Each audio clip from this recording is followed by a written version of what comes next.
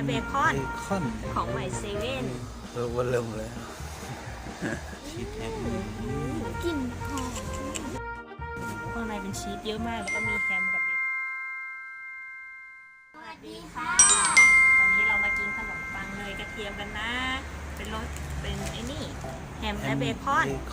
ของใหม่เซเว่นลูกใหญ่มากเลยใหญ่มากเลยแต่เราต้องไปเวฟก่อนนะอันนี้เราตัดไว้แล้วเดี๋ยวเราไปเวฟแป๊บนึงนะอันนี้ตอนนี้เราเวฟมาเรียบร้อยแล้วนะเดี๋ยวเรามาดูกันเลยมันจะใหญ่แค่ไหนใหญ่มากเลยชีสทะลักเลยชีสเยอะเนี่ยชีสเยอะเท่ากำปั้นมีนาเลยเท่าหน้ามีนาดิพวกนี้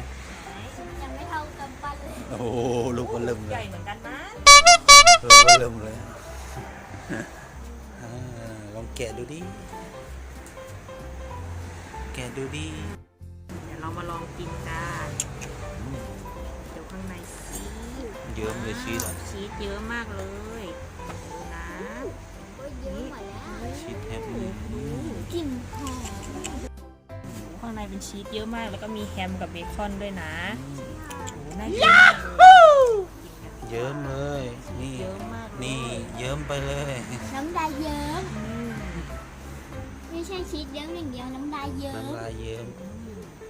นี่โอ้โห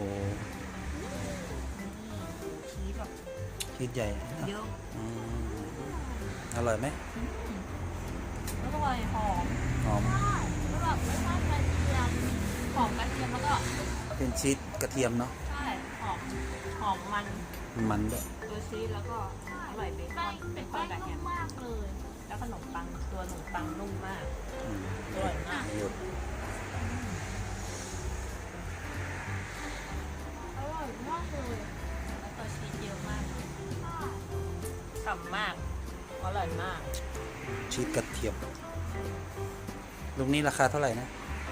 32 บาท32 บาทโอ้ไม่แพงนะเพราะว่าชิ้นใหญ่มากเลยชิ้นใหญ่เป็นปากไม่ใช่คำเดียวหมดหลายคำอันนี้นี่ก็ดูจีชีสเยอะมากเลยอ่ะชีสเยอะจริงนะเยอะมากคือกินอิ่มอ่ะ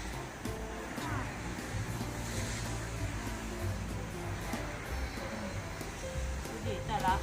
ต่ละชิ้นนะคือชีสเยอะมากทั้งชีสทั้งแฮมเลยใช่ทั้งชีสทั้งแฮมแบบคุ้มค่ามากแล้วขนมปังนิ่มมากเราทำดีใจแล้ว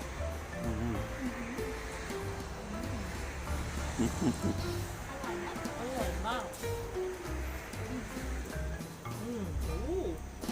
คำใหญ่มากร้อนร้อน